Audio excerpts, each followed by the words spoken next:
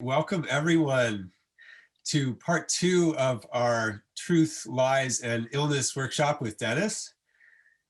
I just want to say thank you all for supporting this amazing opportunity. It's been such a joy to spend the time putting all this together, and the feedback and enthusiasm from all of you, all of Dennis's students, has just been amazing and exciting. I want to also thank the donors who have made this possible. We've had some people step forward and wish to contribute to help make more of this happen. And so we just want to say thank you. With that, I will pass it over to Dennis. Good evening, everyone. Thank you for coming. And I'd especially like to thank Koros Institute for providing grant monies for us to do the back end of our site.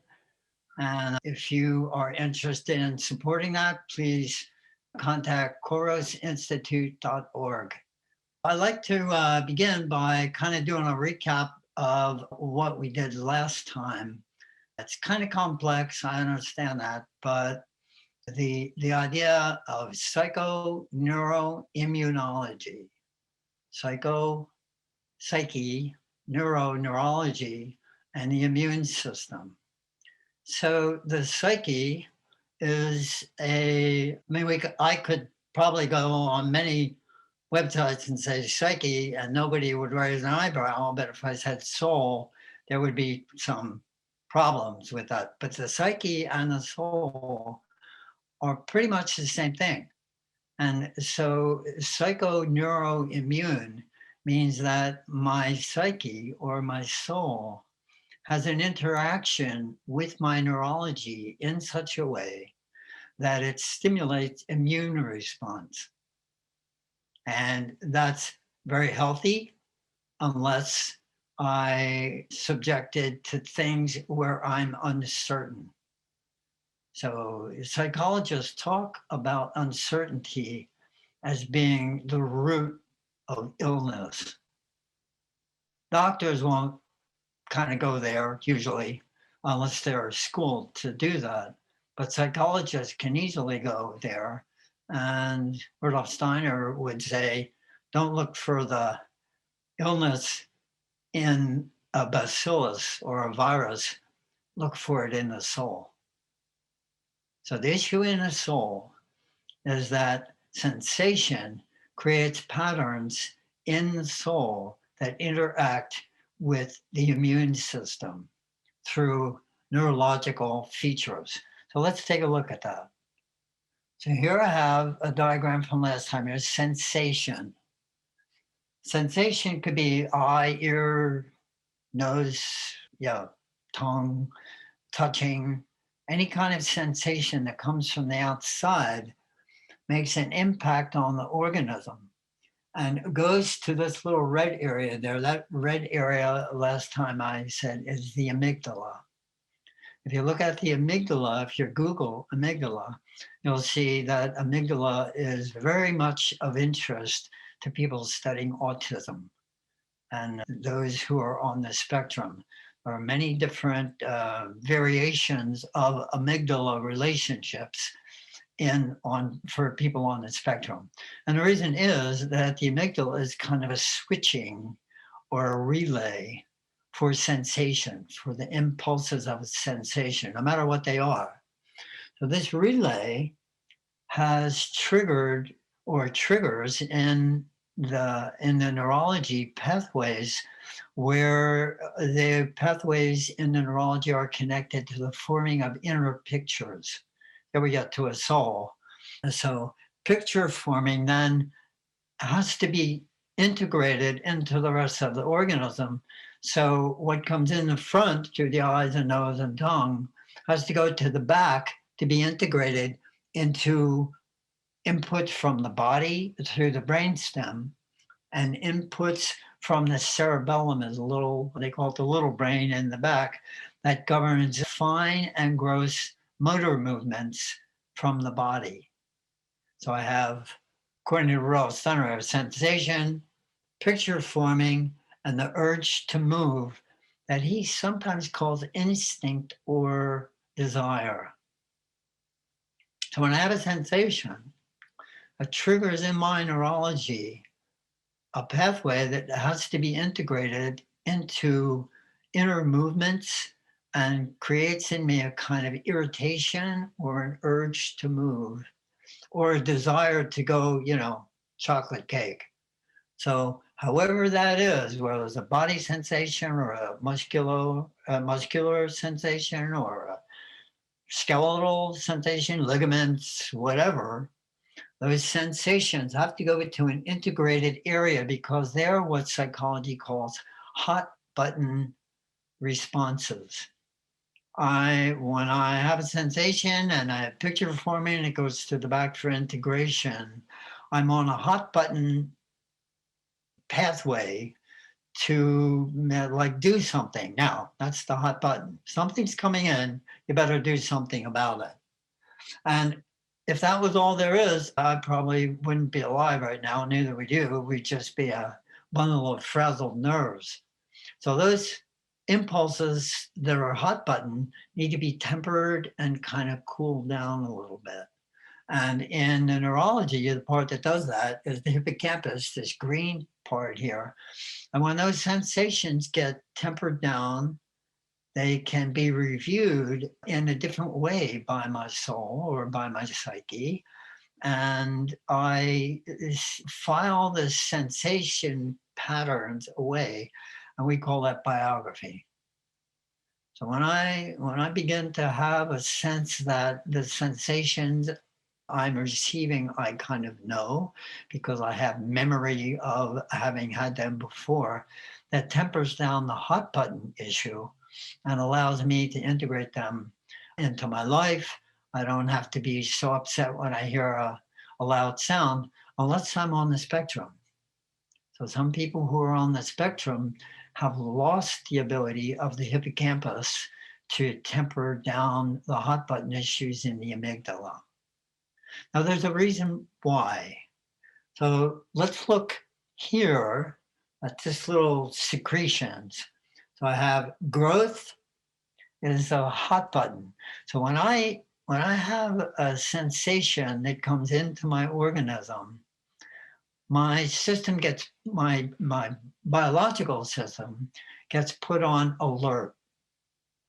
And the response for that is you better do something. And what my biology wants to do that is to make things, basically cells, or manufactures a secretion.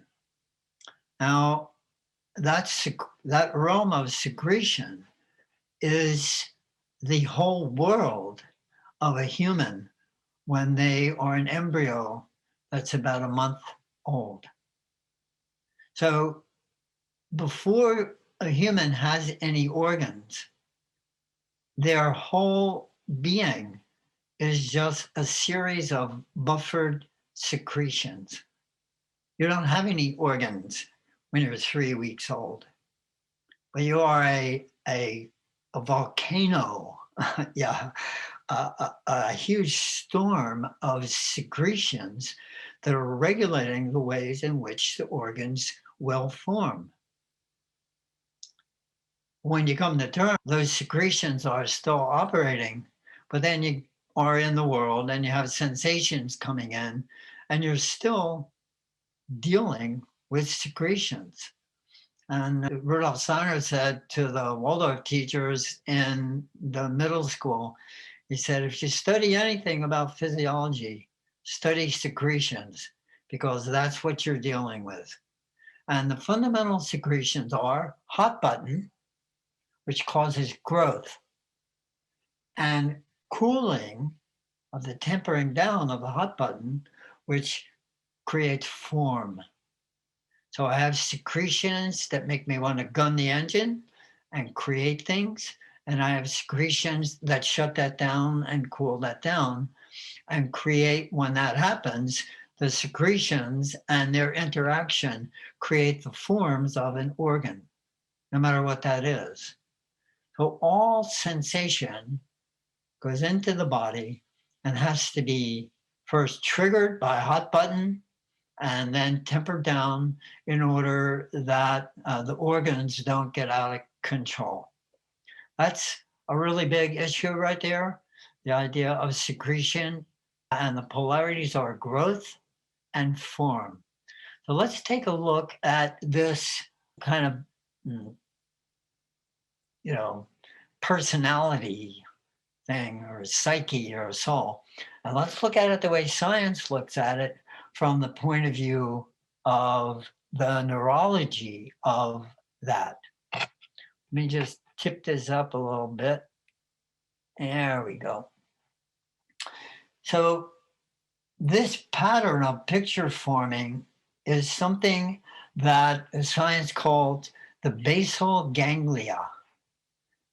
And these are very early in embryology. There are tracks laid down to deal with secretions and polar secretions. And those polar secretions form little areas in the embryo of what they call primitive neural cortices. They're just areas where sensory input is going to have to be integrated. And when you're a month old in your mom, that's the whole ball of wax there. That's who you are is a mass of buffered secretions, but they are targeted to particular areas.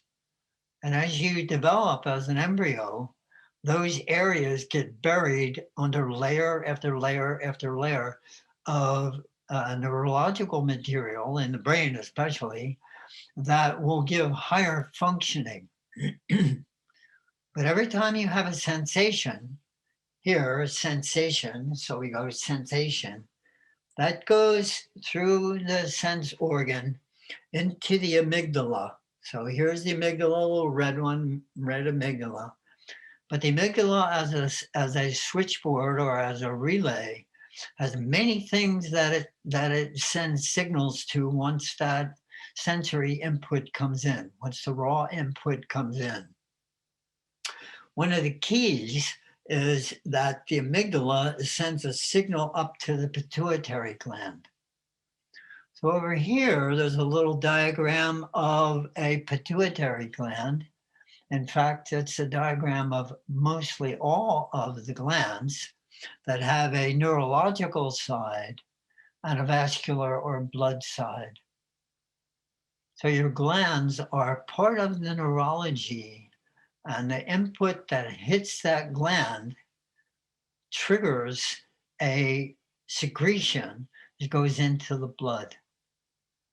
Rudolf Steiner said the glands are like fruits on the tree of the nervous system. But they're a particular kind of fruit. They receive something in as a kind of impulse of the nerve, and then that nerve impacts the vascular side of the gland that becomes specialized in secreting. So I have a sensation, goes into the amygdala. The amygdala transfers that up to the pituitary gland. The pituitary gland is the master gland in the body. And what it does is, based on the quality of the sensation that's coming in, it secretes something known as thyroid stimulating hormone. It sends a signal down to the thyroid. This is what is happening in sense world. Why don't you take over and match what is coming in? So the thyroid regulates all kinds of metabolic processes and all kinds of responses in the body. And that's one track that the amygdala sets up to the pituitary. But the pituitary stimulates the thyroid, but it also stimulates the adrenals. And it triggers something called the hypothalamus. So there's a pattern here where the sense impression comes the amygdala, goes to the pituitary, the hypothalamus, and the adrenals, and says, fight, flight, freeze, or submit. That's a hot button circuit from the pituitary secreting things that make you want to get up and run away or fight it or freeze or whatever you want to do based on your biography. But this is all unconscious, just body response. Because if you had to think about getting out of the way when you hear a truck coming, you wouldn't be here. This is all part of an automatic kind of patterning. It's called the HPA axis. We'll look at it in a moment. Hypothalamus pituitary adrenal axis. It's a very hot button and puts you on edge. But there's another circuit that the amygdala sends a signal to, and that goes all the way to the back of the brain to something called the pons. Pons means bridge in Latin. And the pons is the top of the brainstem that's a bridge to the higher functions of the brain. And that pons is a kind of relay for everything that's going on in your body. So your digestion, your vagus nerve, the movements of your muscles, the quality of your blood moving through your vascular structure, tension in your fascia, all of these different kinds of therapies that we have really have a lot to do with the relay from the body up through the brainstem, centering in the pons. So your HPA, hypothalamus pituitary adrenal axis, is also connected to the pons. And that circuit there is the base circuit. Everything happens there. You're not conscious of it. It's just creating huge waves of secretions in you, just listening to me. So you're listening to me and your body is responding and making secretions so you don't have to get up and run around because you're hearing things. You may have to do that if you are on the spectrum. You may hear me speaking or remind you of something that's not happy and you'd be off to the races. So this lower pattern here, this basal ganglia, is the amygdala, pituitary adrenals, and the pons. It's very, very fundamental and very basic hot button response, totally unconscious to whatever is you're receiving through sensation. And that is very good to have unless it's chronic. And if it's chronic, it just keeps happening and happening and happening. And the biographical quality of the hippocampus is not involved.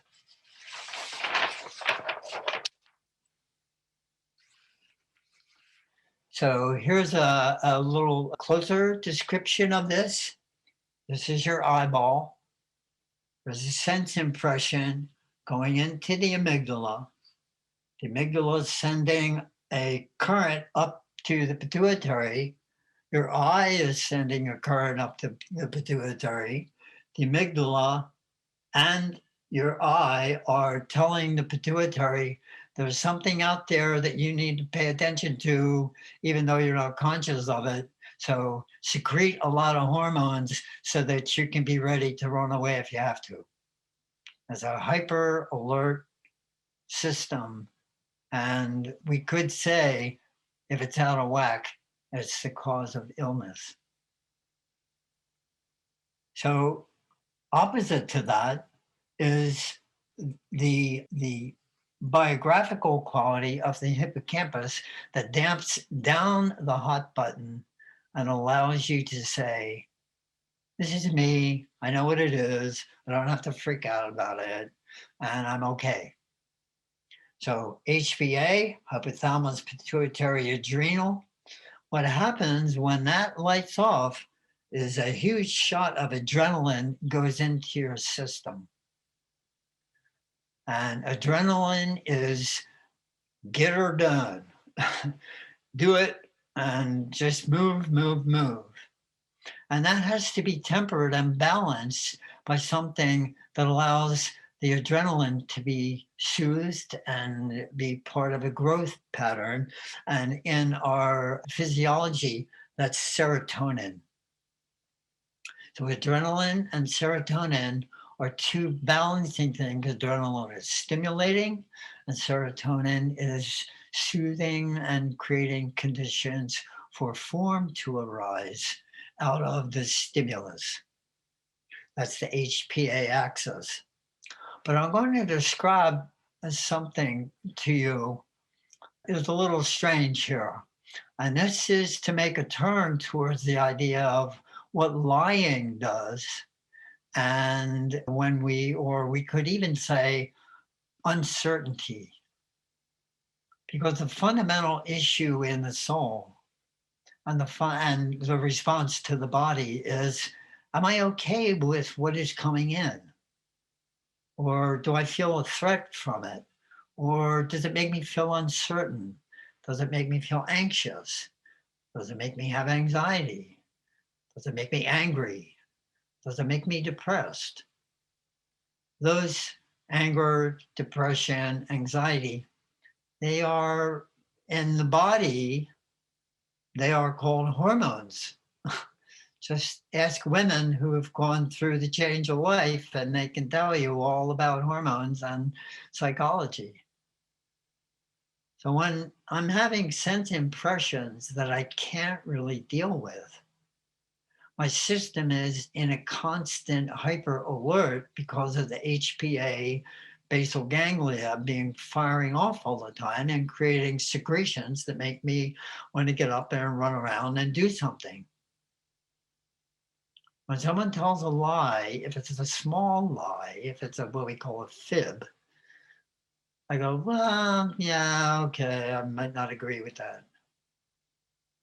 But if someone were to tell me that fib again, and then again the next day, and then again the next day, or maybe they tell it to me all the time, I start to build a kind of sensitivity to that.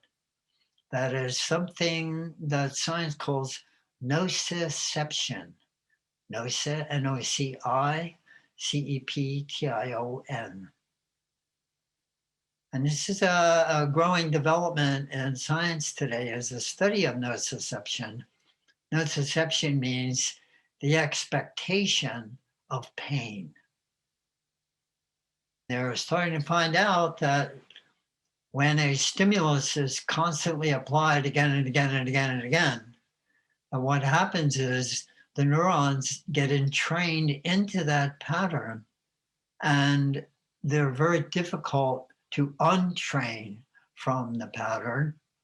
And then I say, I'm depressed, or I have anxiety and nervousness, or I'm neurasthenic, or I'm really angry all the time. Lying creates a condition of uncertainty that triggers patterns in my neurology that cause the secretions in my body to put my whole system on hyper alert. And when that happens, all of my organs start to produce something called cortisol. And cortisol is very irritating a hormone and a substance that creates inner anxiety and tension, and I just want to kind of do things that are not really, we could say, beneficial to my organism. Cortisol creates a lot of problems in the body. It creates stress. So a person who is receiving or embedded in systems where there is more and more and more uncertainty about things becomes adapted to uncertainty as a status quo. That adaptation blocks the ability of the body to temper it, to soothe it, to create other conditions where I could perhaps feel a little better about it. In order for that to happen, I need to be able to move that fight, flight, or freeze or submit impulse further along in my neurology so that my glands are just not continually being impacted by my expectation of pain and anxiety. Now, that's not an easy thing to do. There are things that can be done. Next time we meet, I'll talk about tonics and a little bit more about certain kinds of exercises that can be done. We'll look a little bit at the daily review again at the end of this. That's a really good one, but there are other things like art and Goethean morphology and nature observation or whatever that can allow your nervous system to settle down. But the good Lord has created the possibility of excitement and has also created the possibility of the redemption and the soothing from the excitement by having in the neurology a pattern called PGO, and that's pons geniculate nucleus occiput. Now, that's a strange term, PGO. They can say a PGO wave. The PGO wave is known to science as a REM dream, rapid eye movement dream. 5 times, 6 times, depending upon your physiology and how stressed you are, your body sends signals to your pons. Remember, we talked about the pons. Comes up from your body. It's part of hot button. So everything that you have sensed during the day is still kind of flowing through the basal ganglia.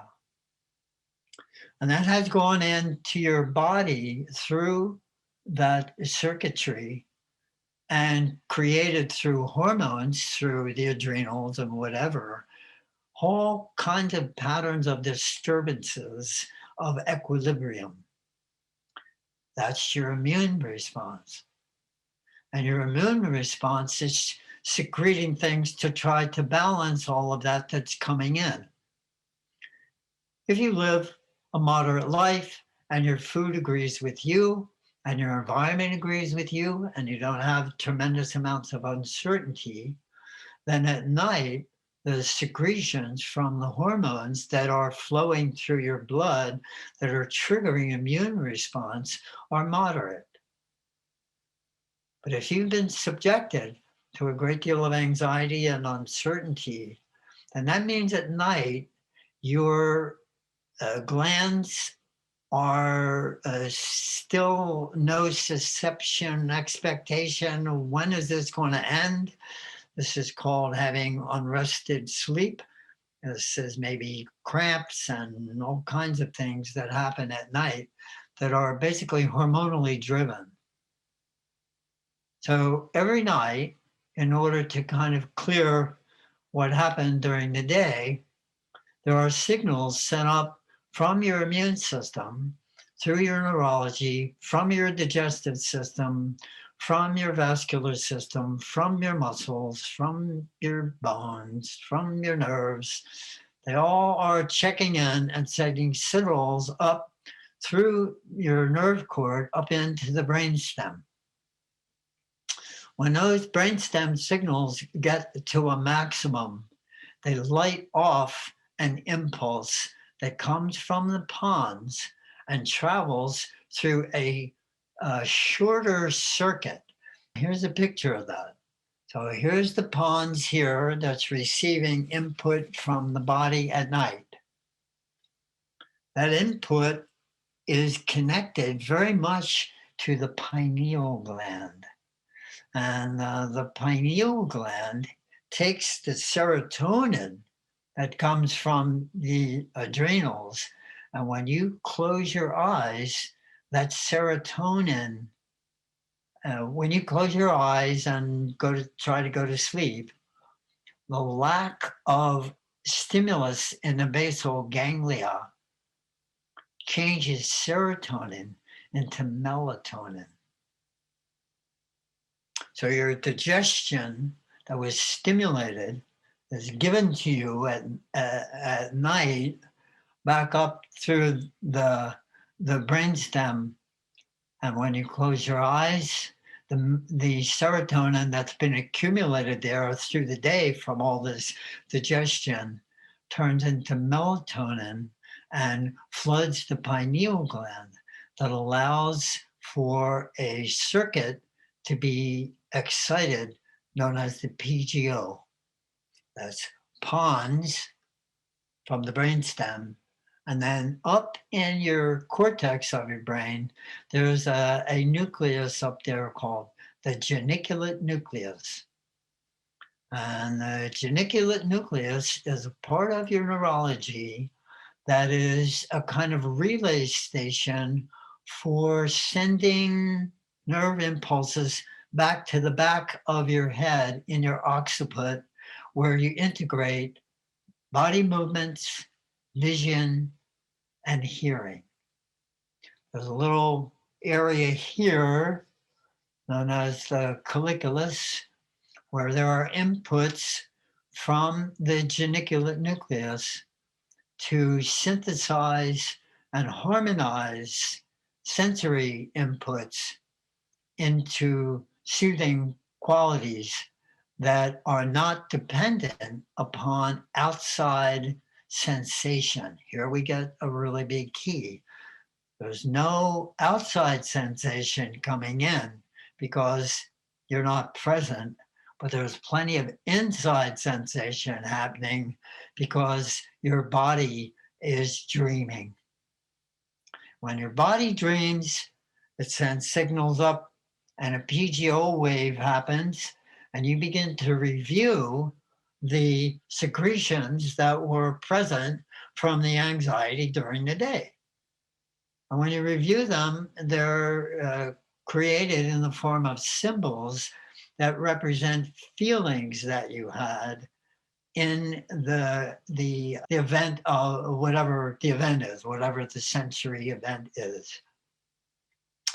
Now, if you remember from last time, I called the hippocampus atom, and I said there was an Eve. So the atom in the hippocampus is the part that names what is happening, and that damps things down. But then there was a part of the amygdala that I called Eve that is a gate towards higher functioning, towards what they call the prefrontal cortex, the sense of morality, and the sense that there is meaning in the world for me, and when I understand it, I no longer have anxiety. Now, the PGO wave, when that triggers off, triggers a kind of dream process, and the hippocampus picks that PGO wave up and transfers it a little forward and creates new neurons for a different way of thinking about the stuff that you're dreaming about. The hippocampus names what you did or what you were anxious about, gives it a name, and the name, for when we say in us, the name we experience, that's a symbol in the dream. It's an attempt of your soul to get meaning out of the sensory inputs that you're trying to digest. The PGO wave is a chance at reviewing how the body felt about the anxious moments during the day. And then that's shunted off, and that opens a little bit of a gate here in the lower part of the amygdala that sends a signal up into the prefrontal cortex that somehow out of your biography, you begin to understand that a part of you that you don't often get access to understands a lot more than you do during the day. And last time we called that the I, or the true self. So the PGO wave and the REM dream, there are 5 of them, maybe 6 of them during a night, is a kind of training in symbolic thinking so that you can learn to do that without falling asleep. If you can generate a PGO wave on in your inner life without having to fall asleep, that's called imagination. They form images that you control. And if you then form images that you control and you begin to take those images into sleep, what starts to happen is the PGO waves that generate REM dreams become a lot more focused and a lot more understandable when you wake up in the morning. Otherwise, you're just getting the old news of what your body felt when you had, pastrami and Rocky Road ice cream before you went to bed. Not a good idea. Your body's going to let you know that. You're going to have very strange dreams out of that because you had strange secretions in your digestion that came up and went into the ponds and generated a PGO wave about what your body thought about that. So whether it's pastrami and Rocky Road ice cream or a program that you're listening to where someone is lying again and again and again and getting you upset and angry and anxious and insecure and uncertain, your dreams are trying to rectify that. So the PGO wave is a great gift that we have that's been given to us where we can review the inner sensations that resulted from outer sensations. I hope this is understandable to you. It's complex. It's taken me, 45 years to try to understand it, but it's really quite beautiful.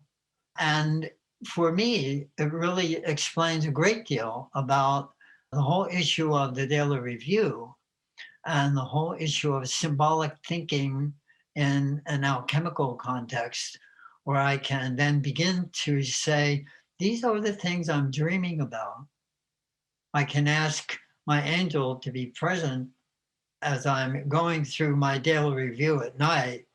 And that's why I always say, try to connect it up to your what you had for dinner and lunch and breakfast, because those sensations that you had are probably the most impactful sensations that are lawful during the day. It's digestion.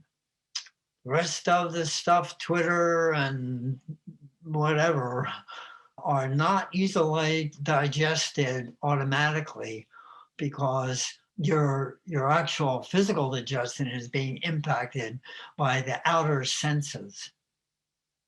If you're just paying attention to your food and the quality of your food and the flavor of it and the color, your inner sensing is much more harmonious.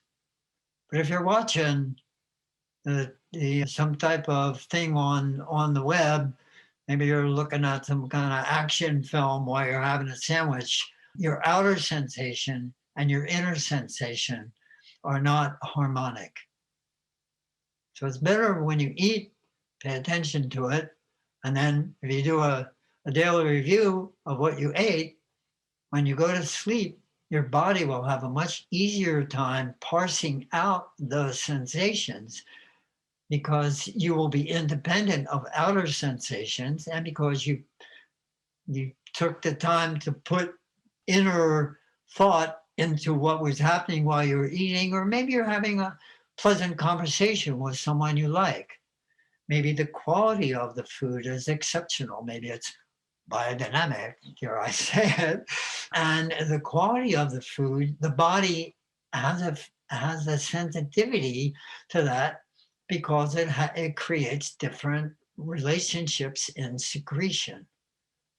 So fundamentally, secretion rules the inner life until I begin to explore my inner life through symbols and through trying to deal with dreaming in a conscious way.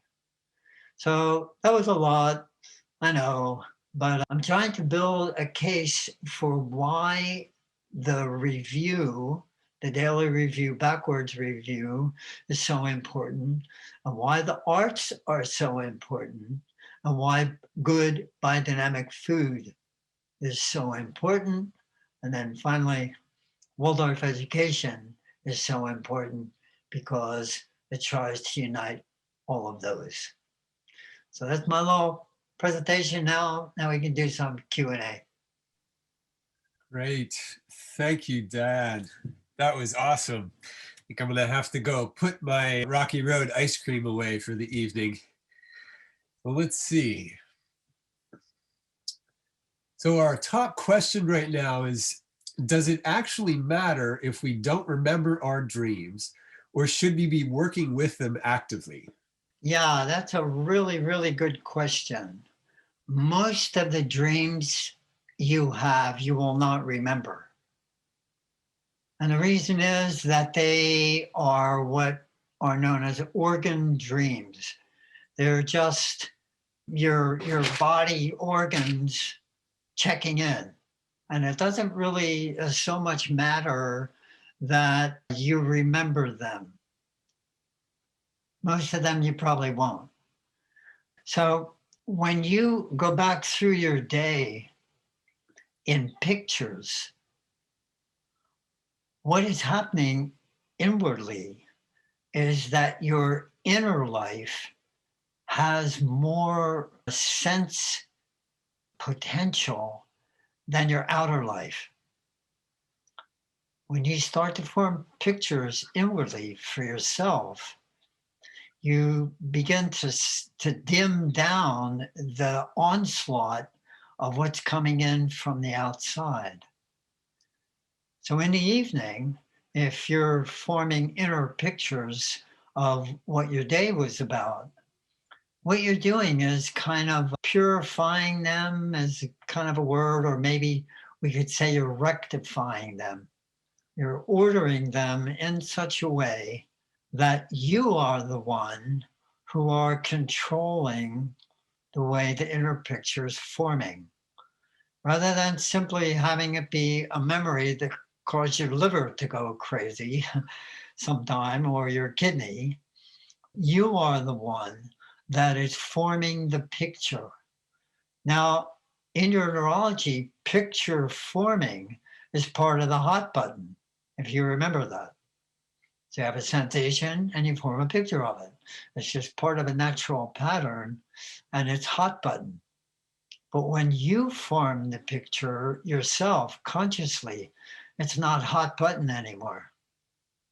Your will is engaged in the movements of the picture, and those movements, when you picture them consciously, those are the important things, because that goes that goes to the back of your occiput and gets integrated into the stream that comes up from your pons. So when you consciously form a picture in the evening of what you had for dinner and who you were with, that makes it possible that when you have the PTO wave generate, you've already kind of cleared the deck for other kinds of, I could say, knowing, or other kinds of feelings around what the symbols mean. And your true self is actually interested in you doing that, because your true self has to make sense out of what your body is doing. Otherwise, you're really in trouble. So when you control the inner picture in the evening and you go back through your day, or you are working on an art piece, maybe you're doing a drawing, and you correct the drawing, or maybe you correct a color, or maybe you're doing a sculpture and you're looking at a particular form. All of those things are soothing. Remember, form, growth, and form. Growth is hot button, form is soothing. When you create forms during your day, suppose Suppose you remembered one dream, and in it was a symbol of some kind of tree. Well, if you went out and found that tree and looked at it, and then took that tree into sleep, what you're doing is you're drawing from the world a very deep picture about your own immune system. Because if you have a dream of a tree, maybe you have it's a conifer. You don't know what kind of tree it is, it doesn't matter, but you wake up one day, you've been doing the exercise, nothing's happening, that's the way it goes. And then one day you suddenly realize, oh my goodness, I'm dreaming about this tree. Well, you can just wake up in the morning and forget that. But if you really, really want to start doing this, you go out and you find a tree that you think might resemble that. Or maybe it's a flower, or maybe a desert or something. So if it's a desert, go Google deserts and do Google image of deserts and see if you can find your particular brand of desert on Google Images. You're taking an active interest in your own pathology, which is better than someone else telling you that you have a pathology. It's a lot better. So when you take an active interest and you form a symbol of it, and then you go out and find that symbol in the world somewhere, what that does is you incorporate that symbol into the daily review. At the end, when you go through dinner, then lunch, then breakfast, then you say, here's the symbol I saw, and this is a little painting that I made of it. If you really want to get a real bang for your buck, make a painting of the tree and put it by your head at night where you're dreaming. And you're amplifying the ability of your psyche to explore that particular image without the sense world impacting it. And that then the PGO wave will be much more coherent for you, and you'll begin to start to remember your dreams. Thank you. There's a few questions that relate to this. What are the healthy ways of integrating the uncertainty or the lies? Are there other specific things that help with digesting that discomfort from the day, the uncertainty and the lies? Yes, that's the function of the arts. So when you take up some form of art, whatever that is, could be movement or painting, cooking. I mean, if we could be Zen as like mowing the lawn, can be an art form.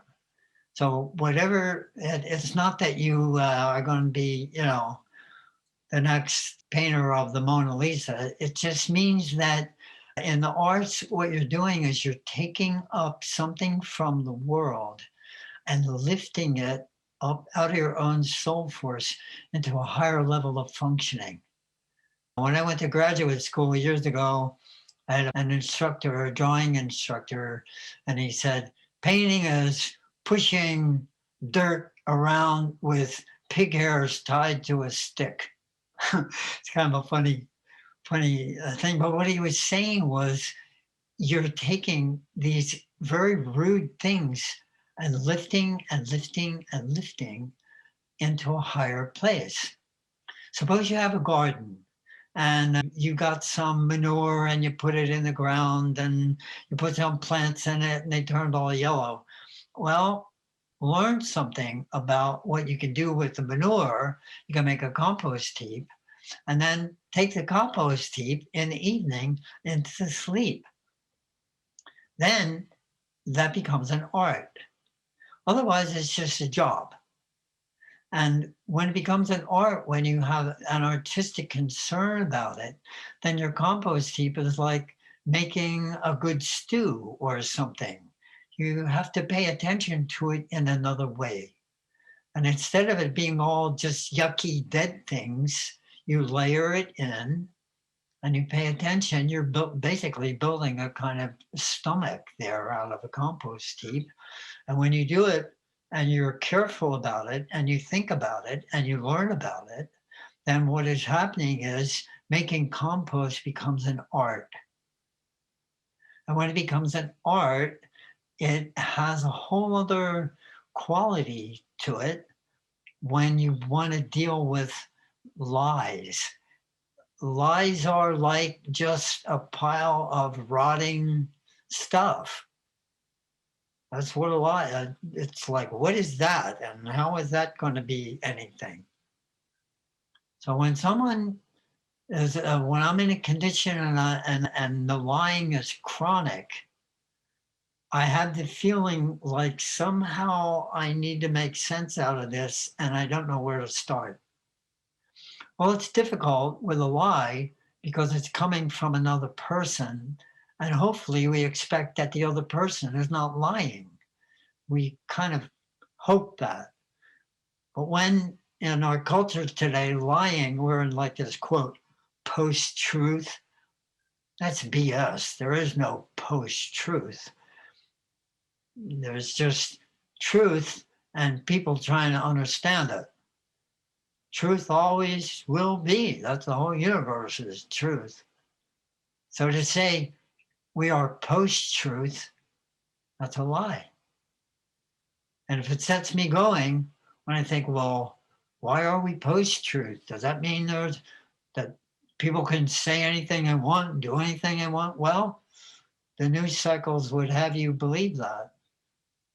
And certain people are falling under the spell of I could say anything I want at any time and it doesn't matter. And I'm going to say it in front of a gazillion people.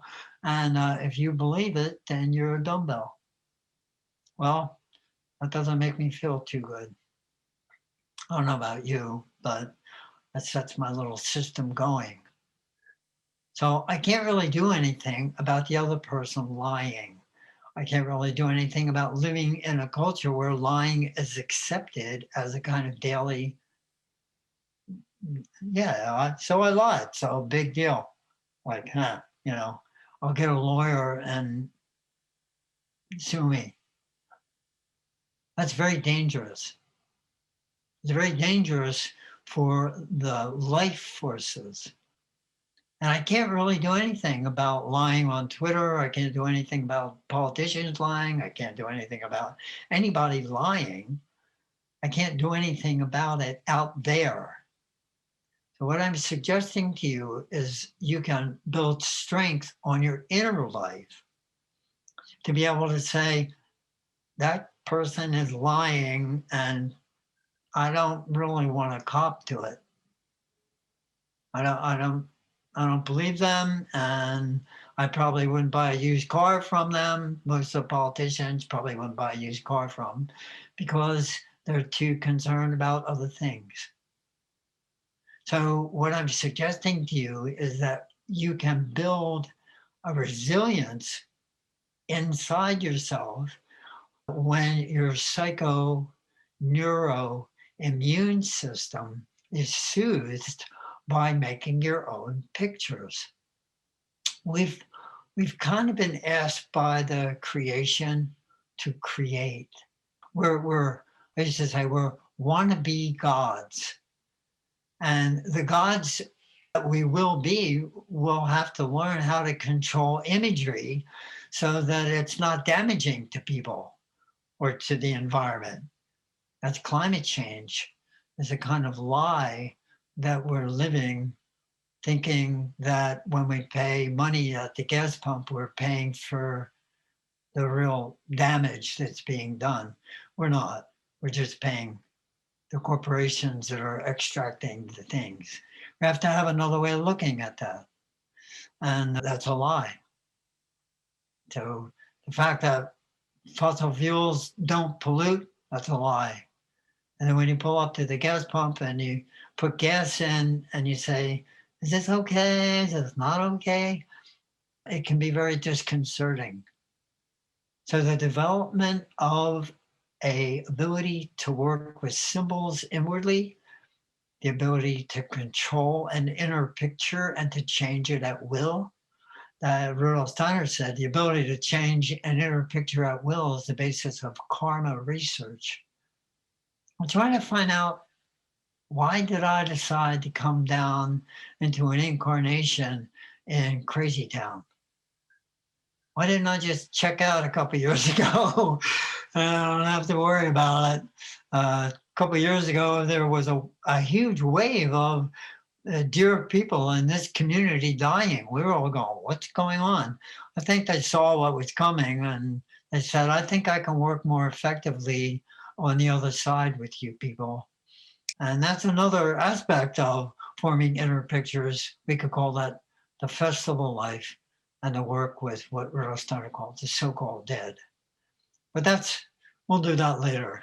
And that'll be another series sometime. I'm trying to give you a picture that there are things you can do in your own soul to strengthen your immune system and your neurology so that when you hear a lie, you don't have to take it in. You say, that's a lie, makes me a little upset, but I'm going to go make a picture of that lie and I'm going to flush it down the toilet. Or I'm going to burn it, or I'll, whatever. I'll change it. I'll make a picture of something that I think is a truth about that. Or I'll go and learn something that's a truth about that. In order to do that, I have to have resilience in my own soul. And in order to have that, I have to have my immune system be okay. So there are things you can do, especially in the arts, in the daily review. They all strengthen the life body so that when there are sensations that come in from the outside that I can't integrate, I don't have to take them deeply into my organism. I have a kind of buffer or a filter that I gradually build by taking things into sleep. That's number one.